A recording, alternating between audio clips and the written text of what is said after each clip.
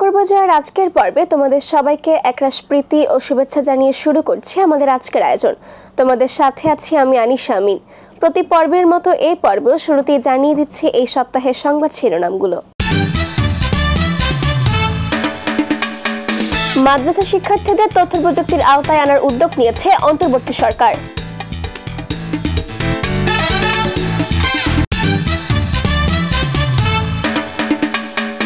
বর্ষা মৌসুম শুরুর আগে ডেঙ্গুর প্রাদুর্ভাব বাড়ছে, প্রতিরোধে দরকার বাড়তি সচেতনতা।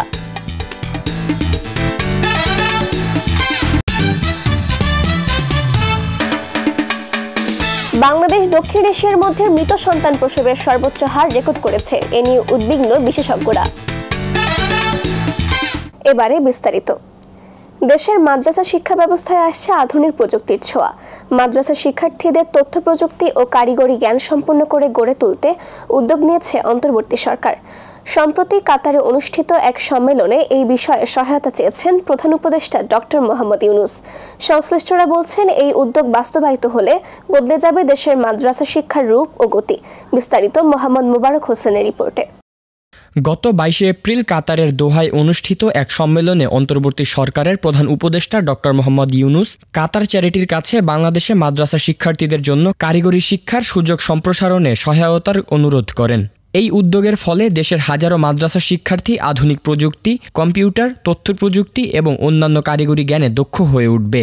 এতে যেমন বাড়বে তাদের কর্মসংস্থানের সুযোগ, তেমনি জাতীয় উন্নয়নও যোগ হবে নতুন মাত্রা। বিশেষজ্ঞরা বলছেন, মাদ্রাসা শিক্ষাকে প্রযুক্তি নির্ভর ও কারিগরি শিক্ষার সঙ্গে যুক্ত করা হলে শিক্ষার্থীদের সামনে বৈশ্বিক প্রতিযোগিতায় অংশ নেওয়ার উন্মুক্ত দ্বার খুলে যাবে। দুইটা দিক থেকে এটা লাভবান হবে। একটা হলো যে আমাদের মাদ্রাসা শিক্ষা যেহেতু সাধারণ শিক্ষার সমমান, সেই সমমানের ইকুইব্যালেন্সি করবার জন্য এটা একটা বড় রকম আমি মনে করি বেঞ্চমার্ক হিসেবে কাজ করবে। দ্বিতীয়ত হলো আমাদের মাদ্রাসার শিক্ষার্থীরাও আধুনিক তথ্য প্রযুক্তির সঙ্গে তারা পরিচিত হয়ে এবং দক্ষ হয়ে তারা মোটামুটি তারা যে আমাদের যে ফিফথ আয়ার বা এআই ইন এডুকেশনের ক্ষেত্রে আমরা যে আর্টিফিশিয়াল ইন্টেলিজেন্সের যে জেনারেশন ক্রিয়েট করতে চাচ্ছি, আমি মনে করি সেদিক থেকে আমার বাংলাদেশ আরও এক ধাপে এগিয়ে যাবে। মাদ্রাসা শিক্ষার্থীদেরকে তথ্য প্রযুক্তির আওতায় আনা গেলে বৃহৎ পরিসরে তারা লাভবান হবে, এমনটাই মনে করছেন সরকারি আলিয়া মাদ্রাসা ঢাকা এর ভারপ্রাপ্ত অধ্যক্ষ প্রফেসর মোহাম্মদ আশরাফুল কবির। আমাদের মাননীয় প্রধান উপদেষ্টার যে অভিপ্রায়, সেই অভিপ্রায়কে আমরা স্বাগত জানাই এবং একই সাথে যারা এটার সাথে যে দেশ এটার সাথে সংশ্লিষ্ট হতে চান তাদেরকেও আমরা স্বাগত জানাই।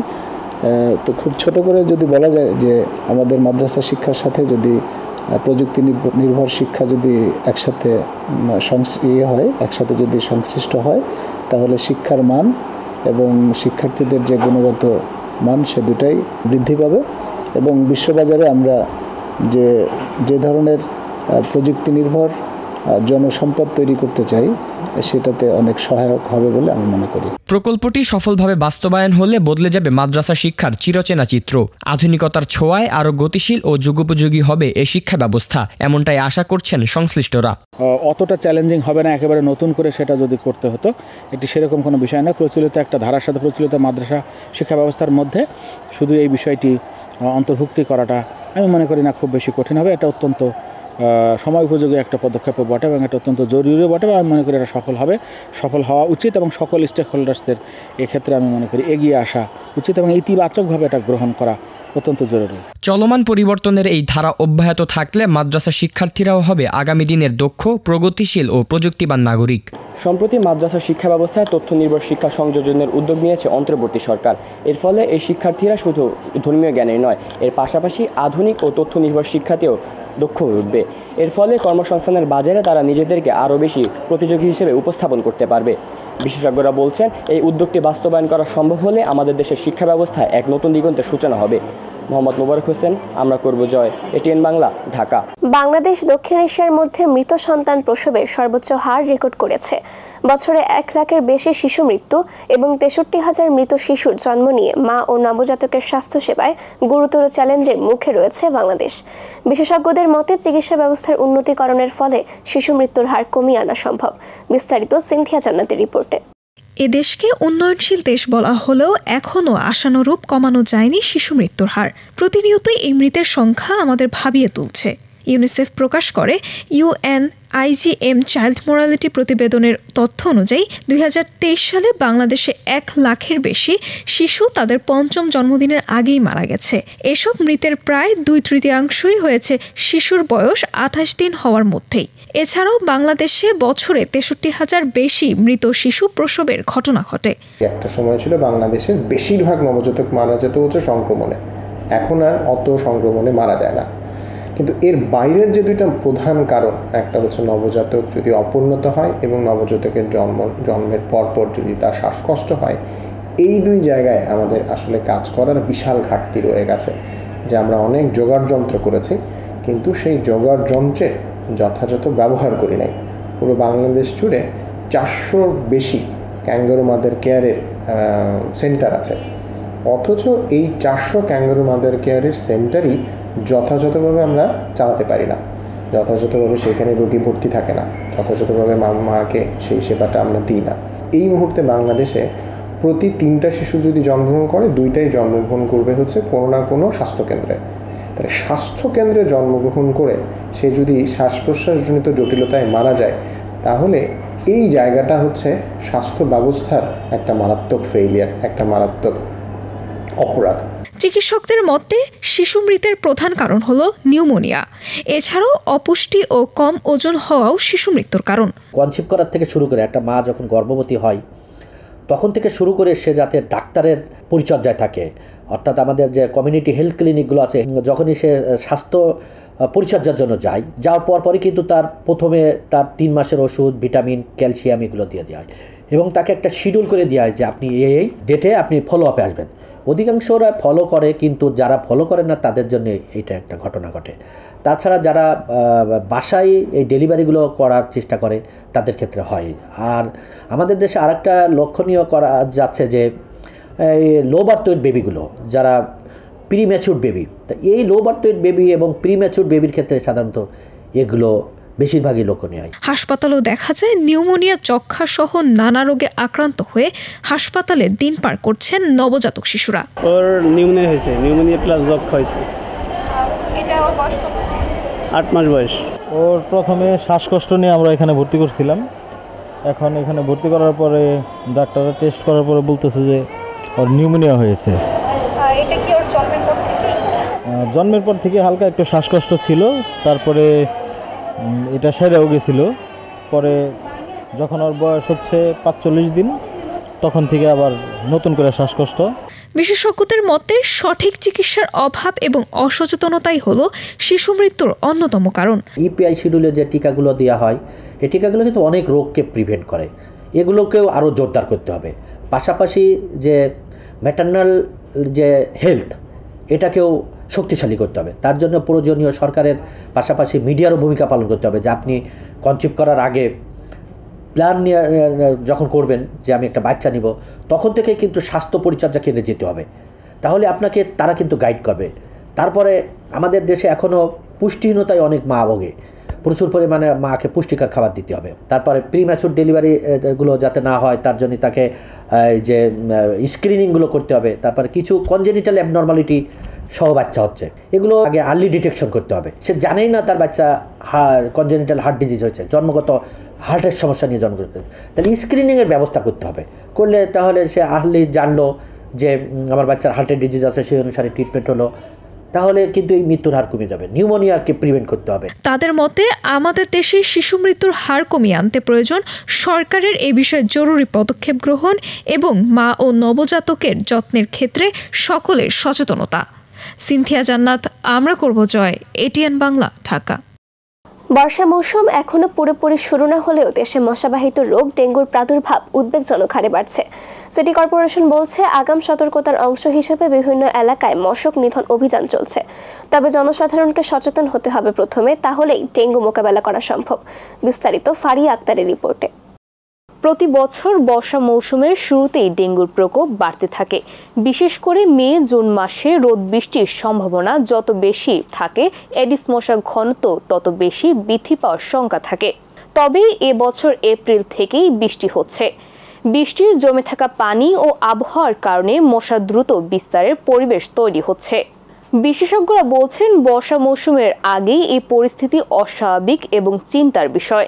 আমাদের ক্লাইমেট চেঞ্জের কারণে কিন্তু কি হচ্ছে, আমাদের যখন বৃষ্টিপাত হওয়ার তখন হচ্ছে না, আবার যখন হওয়ার কথা না তখন হচ্ছে। এবং আমাদের দেশের যে পরিস্থিতি, যে অবস্থা, পানি জমে থাকার জায়গা প্রচুর, এবং কনস্ট্রাকশন থেকে শুরু করে এবং বিভিন্ন রকমের যে আমরা আবর্জনা ফেলছি, সেই আবর্জনাগুলো, কন্টেনারগুলো বৃষ্টি হলেই এগুলোতে পানি জমে।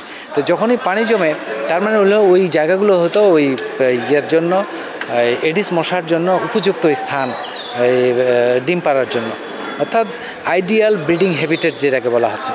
তো আইডিয়াল ব্রিডিং হ্যাবিটেট যদি পায় তারা তো করবেই, বেশি ডিম পারবেই এবং মশার সংখ্যা বেশি হবেই। আর মশার সংখ্যা যদি বেশি হয় তাহলে তো ডেঙ্গু ফিভার হওয়ার প্রবণতা অনেক বেশি বাড়ার সম্ভাবনা আছে। মশার উপদ্রব বেড়েছে রাজধানী মোহাম্মদপুর, ঝিগাতলা, হাজারীবাগ সহ বিভিন্ন এলাকায়। সিটি কর্পোরেশনের মশার ঔষধ দিলেও মশার যন্ত্রণায় অতিষ্ঠ নগরবাসী। এমনি যে মশা এরকম কাছে হালান লাগে, এত মশা এখানে অনেক মশার জন্য সন্ধ্যাবেলা বসা যায় না, অনেক মশা, অনেক সমস্যা হয়, মানুষের রোগ জীবাণু কিন্তু কোনো পর্যক্ষেপ নিতেছে না। সিটি কর্পোরেশন আসে না, তেমন আসে না, খালি সিটি কর্পোরেশনের একটা গাড়ি আসে, আইসা এই ময়লা নিয়ে যায়। মশা কোনো সময় দেখি নেই ওষুধ দিতে। দিনের বেলায় মশা লাগে, বিকালবেলা আমরা খুব আতঙ্কে থাকি, ডেঙ্গু আছে, বাচ্চা কাচ্চা তো থাকেই না, জাস্ট আমরা থাকি। সাধারণত জুলাই আগস্টে ডেঙ্গুর প্রকোপ বাড়ে, কিন্তু এবার এপ্রিলের মধ্যেই ডেঙ্গু আক্রান্তের রোগী হাসপাতালে ভর্তি হচ্ছে। সরকারি হিসেবে গত 1 জানুয়ারি থেকে 24 এপ্রিল পর্যন্ত পরিসংখ্যান বলছে ডেঙ্গু আক্রান্তের রোগীর সংখ্যা 2420 জন। একই সময়ে ডেঙ্গুজনিত মৃত্যুর সংখ্যা 20 জন। ঢাকা দক্ষিণ সিটি কর্পোরেশন জানায়, আগাম সতর্কতা অংশ হিসেবে বিভিন্ন এলাকায় মশক নিধন অভিযান চলছে। ডেঙ্গু কন্ট্রোল করার জন্য কিন্তু আমাদের একার পক্ষে, গ্রাম বাংলাদেশ গভর্নমেন্ট বা ঢাকা দক্ষিণ সিটি কর্পোরেশন বা উত্তর সিটি কর্পোরেশন একার পক্ষে সম্ভব না। এটা সম্ভব হচ্ছে সমাজের সকল জনগণ যদি এটার সাথে সম্পৃক্ত থাকে, আমরা একটা সামাজিক আন্দোলন গড়ে তুলতে পারি। কারণ আমরা যখন ওষুধ দিতে যাই, আমরা বাসায় যাই, বাসার আঙিনা পরিসরি, বাসার ভিতরে বেডরুমে তো ঢুকতে পারি না। এখন বেডরুমে যদি আমি আমার এই যে গাছ লাগালাম, গাছের পানিতে যদি ডেঙ্গুর লার্ভা উৎপন্ন হয়, হ্যাঁ, এডিস মশার লার্ভা উৎপন্ন হয়, সেখানে তো আসলে কিছু নাই। তাহলে সেক্ষেত্রে কী দরকার? আমি নিজে সচেতন হওয়া এবং আমার আশেপাশে সবাইকে সচেতন করা। এখন একটা কথা বলা যায় যে সেই 2000 সাল থেকে ডেঙ্গু হচ্ছে, তাহলে কি সবাই সচেতন হয় নাই? আমরা এত কি সচেতনতা করলাম? আমি বলবো সবাই সচেতন হয়েছে, কিন্তু একটা কথা আছে না, আমরা ক্যাপ স্টাডি করি, আমরা নলেজ পেয়েছি, হ্যাঁ, আমাদের অ্যাটিটিউড নাই, আমি এই কাজটা করব, আমাদের প্র্যাকটিস নাই, এটাই হচ্ছে সমস্যা। ডেঙ্গু পরিস্থিতি খারাপ হওয়ার আগেই প্রতিরোধমূলক ব্যবস্থা নেওয়া জরুরি। সচেতনতা ও সমন্বিত উদ্যোগই পারে এ সংকট মোকাবেলা করতে। পারি আক্তার, আমরা করব জয়, ATN বাংলা, ঢাকা। শিশুকালের টিকার মতোই 15 বছর বয়সী মেয়েদের টিটেনাস টিকা দেওয়া অত্যন্ত গুরুত্বপূর্ণ। সময় মতো মোট 5টি ডোজ দিলেই সকল কিশোরীরা ধনুষ্টঙ্কার রোগ থেকে মুক্তি পেতে পারে। যদি এই টিকাটি উপেক্ষা করা হয় তবে পরবর্তীতে কিশোরীদের মৃত্যু পর্যন্ত ঘটতে পারে বলে মনে করছেন বিশেষজ্ঞরা। তবে আমাদের দেশে কত শতাংশ কিশোরীরাই এই টিকার আওতায় এসেছে, এই নিয়ে বিস্তারিত দেখুন সৈয়দা আজওয়া আহমেদ ইকরার প্রতিবেদনে। 10 থেকে 19 বছর বয়সের সময়টাকে বয়সন্ধিকাল ধরা হয়। এই কৈশোরকালে নানা রকম শারীরিক জটিলতা দেখা দেয় কিশোরীদের। তাদের ধনুষ্টঙ্কার রোগ প্রতিরোধের সুরক্ষা নিশ্চিতে 15 বছর বয়সে টিটি টিকা নেওয়ার পরামর্শ দেয় চিকিৎসকরা। তবে রাজধানী ঢাকাতে অধিকাংশ কিশোরীরা জানে না এই ভ্যাকসিন সম্পর্কে। আবার অনেকে জানলেও টিকা গ্রহণে তাদের মাঝে নেই তেমন আগ্রহ। তোমাকে ফ্যামিলি থেকে কখনো বলা হয়নি টিটি টিকা? মা বাবা কি কখনো বলে? না, এখনো বলেনি এই সম্পর্কে কিছু। 9-এ যখন পড়ি তখন আমার টিচার আমাকে বলছিল, পরে আম্মুর সাথে কথা বলার পর বুঝতে পারলাম যে এটা দেওয়া অনেক জরুরি। আম্মু বলল যে এটা হচ্ছে প্রেগনেন্সির আগে দিতে হয়, নাহলে প্রেগনেন্সির সময় অনেক সমস্যা হতে পারে। না, আমার ফ্যামিলি থেকেও বলা হয় নাই বা আশপাশে কোথাও জানা হয় নাই, সো আমি ওইটা নিয়ে এত গুরুত্ব দিই নাই বা দেওয়ার মানে কোথায় দিতে হয় বা কি এটাও জানতাম না। 15 বছর বয়সের পর থেকে হচ্ছে টিকাটা দেওয়া দরকার গর্ভাবস্থার জন্য। এটা খুব মানে গুরুত্বপূর্ণ, না হলে পরে হচ্ছে মৃত্যুবরণও হতে পারে। তুমি কি এই টিকাটা নিয়েছো? না। শিক্ষকরা বলছেন ক্লাসে টিটি টিকা নিয়ে আলোচনা করা হলেও কিশোরীদের নিয়ে সচেতন নয় অভিভাবকেরা। গার্জেনদের অবশ্যই সচেতন হতে হবে। গার্জেনরা যদি সচেতন না হয় তাহলে কিন্তু এটা হবে না। পাশাপাশি মেয়েরাও যদি আলোচনা করে ওরা ওরা যদি আলোচনা করে নিজেদের ভিতরে যে টিকা অবশ্যই নিতে হবে। এটা যদি আপনি এটা মেসেজটা থ্রো করতে পারেন, বিশেষ করে মায়েদেরকে, বাবারা আরও বেশি ব্যস্ত থাকেন বাইরের কাজে, সেই ক্ষেত্রে হয় কি যে মায়েরা যখন এটা গুরুত্ব বুঝবে তারা নিজেরাই মেয়েদেরকে নিয়ে টিকা কেন্দ্রে যাবে এবং দেবে। টিকাটি গুরুত্ব বুঝে সময় হলে স্বাস্থ্যকেন্দ্রে যাওয়ার পরামর্শ চিকিৎসকদের। তবে অভিভাবকদের উদাসীনতা কাল হচ্ছে অনেকের। আমরা বাবা মা যদি সচেতন না হই, এই টিকা কোনো বাচ্চারাই নেবে না। আমরা যারা গার্ডিয়ান আছি, প্রত্যেকটা বাচ্চা বা যারা একটু বড় হয়েছে তাদেরকে এই টিকাটা নেওয়াটা উচিত এবং আমরা সবাই সচেতন নাগরিক হিসাবে আমরা বাচ্চাদেরকে টিকা দেওয়ার জন্য উদ্বুদ্ধ হব এবং অন্যকে উদ্বুদ্ধ করব। চিকিৎসকরা বলছেন 15 বছর বয়সে টিটি টিকা গ্রহণ না করলে মেয়েদের গর্ভধারণের সময়ও অনেক সমস্যার সৃষ্টি হয়। টিটেনাস টক্সের যেটা ভ্যাকসিনটা দেওয়া হয়, টিটি ভ্যাকসিন, টিটেনাস নামে পরিচিত, সেটা হলো যে জন্মের পরপরই শিডিউলের মধ্যেই কিন্তু এটা দেওয়া আছে।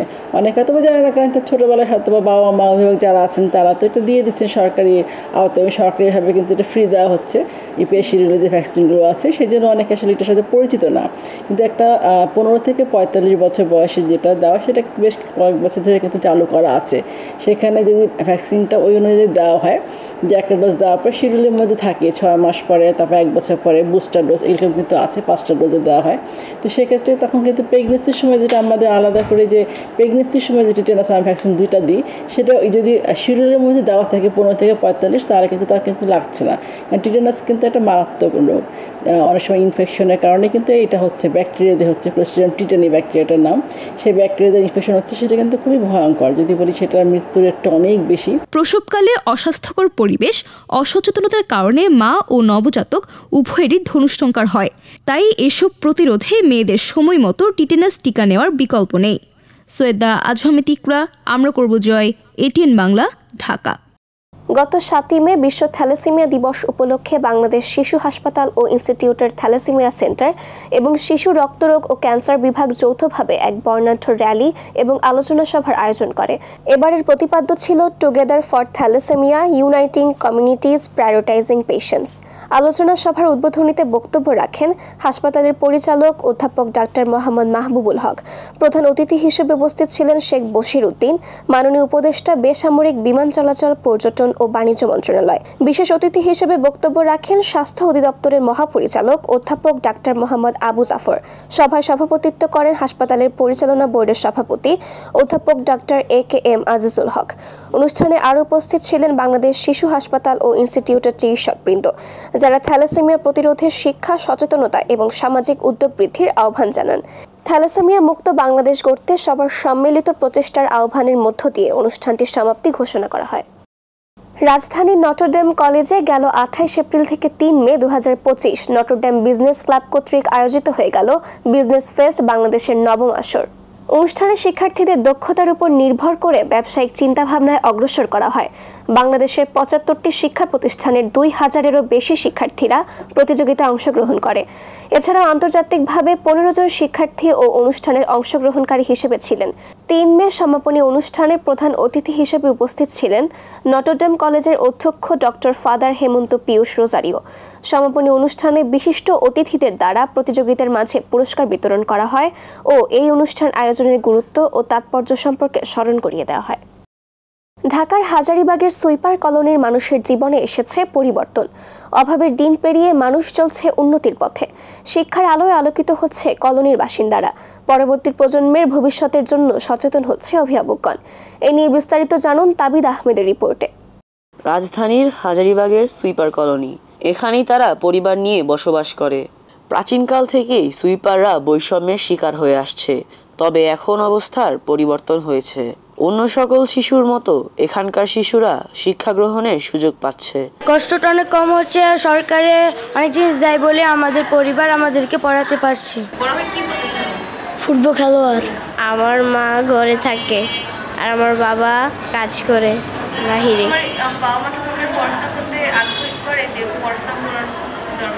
হ্যাঁ। আমি বড় হয়ে ডাক্তার হতে চাই।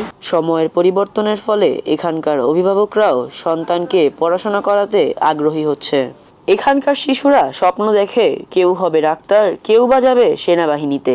অভিভাবকদের সচেতনতা ও সরকারের নানা উদ্যোগের ফলে স্কুলে শিক্ষার্থীর সংখ্যা বেড়েছে বলছেন এই শিক্ষক। পরিবারে যদি লেখার পড়ার একটু পরিবেশ থাকতো তাহলে ওরা আরও ভালো করতো। আমরা স্কুলে আসলে যতটুকু পড়িয়ে দেই, বাইরে হোমওয়ার্ক দিলেও ওরা আসলে পরিবেশের কারণে করতে পারে না।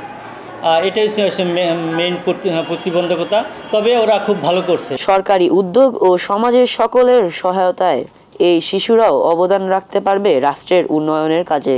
হাজারীবাগ সুইপার কলোনি, একটা সময় এখানকার শিশুরা শিক্ষা, বাসস্থানের মতো অধিকার থেকে বঞ্চিত ছিল।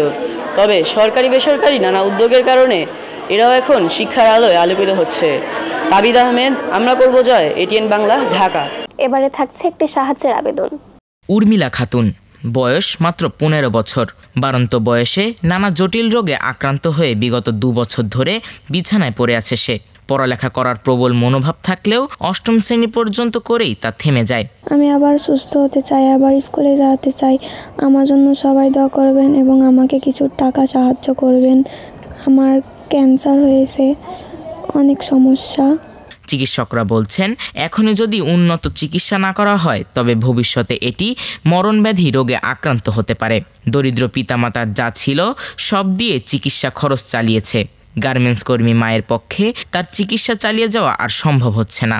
আমার মেয়ের ক্যান্সার ধরা পড়ছে, ডাক্তারে বলছে অনেক বেমাল খরচ। আমি 2 বছর পরে 20 লাখ টাকা খরচ করে ফেলাইছি। আমার পক্ষে এখন আর সম্ভব হচ্ছে না। এজন্য আপনার কাছে আমি হাত বাড়াচ্ছি যে আমার মেয়েটাকে আপনারা একটু সুস্থ করেন। তার উন্নত চিকিৎসার জন্য প্রচুর অর্থের প্রয়োজন। তাই উর্মিলার বাবা মা সমাজের হৃদয়বান ও বিত্তবান ব্যক্তিদের কাছে সাহায্যের জন্য হাত বাড়িয়েছে। উর্মিলাকে সাহায্য পাঠাবার ঠিকানা মোসাম্মদ সোনিয়া খাতুন, সঞ্চয় হিসাব নম্বর 157-128-000-2132, SIBL সোশ্যাল ইসলামী bank limited, Basila road branch. যোগাযোগ ও বিকাশ নম্বর 01796078104। দেখতে দেখতে শেষ হয়ে গেল আমরা করব জয়ের জন্য নির্ধারিত সময়।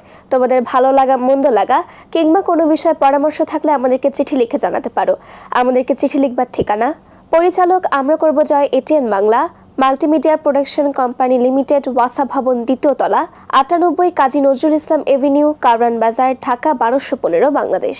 এছাড়াও তোমরা চাইলে আমাদেরকে ইমেল করতে পারো। আমাদের ইমেল অ্যাড্রেস atn.amrakorbojoy@gmail.com। বন্ধুরা, তোমরা চাইলে স্ক্রিনে দেখানো নাম্বারে আমাদের সাথে যোগাযোগ করতে পারো 01317708842। এই ছিল আমাদের আজকের আয়োজন। দেখা হবে আগামী পর্বে নতুন কোনো সংবাদ কিংবা পুরনো কোনো সংবাদের নতুন কোনো অগ্রগতি নিয়ে। সে পর্যন্ত সবাই ভালো থেকো, সুস্থ থেকো, চোখ রেখো এটিএন বাংলার পর্দায়। আল্লাহ হাফেজ।